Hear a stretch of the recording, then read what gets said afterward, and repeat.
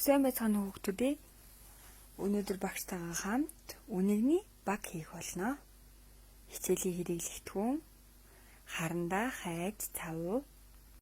Хар өнгийн харандаа улбар шар өнгийн цас А4-ийн хайжтай ажиллахдаа болгоомжтой ажиллаарай. Цавуугаа хэрэглэж дууссан бол эргүүлээд тагийг нь заавал тавих хэрэгтэй шүү.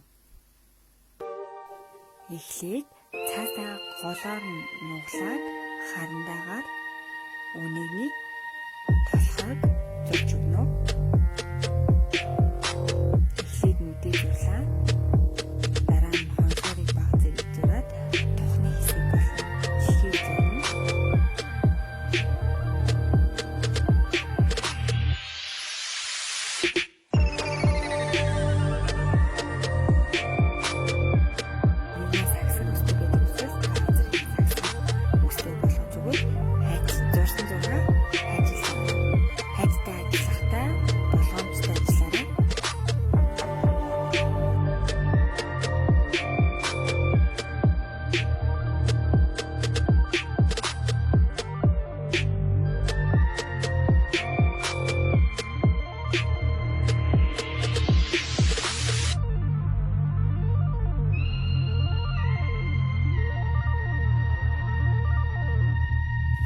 Үнэний хоншорыг хийхдээ хар өнгийн цаас дээрээ дугуйд дүрс зураад хайжраа хайжилж авна.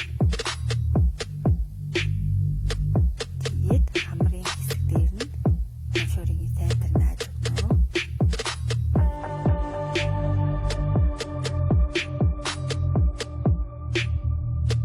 Одоо бүгдээ чихний хэсэгт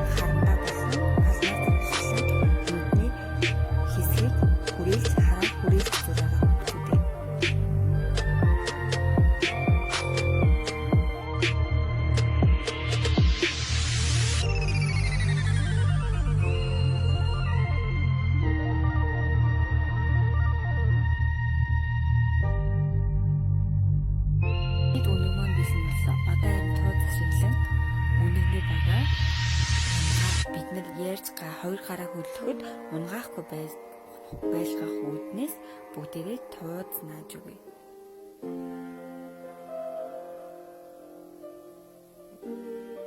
Ингээд үнэгний баг маань бэлэн боллоо.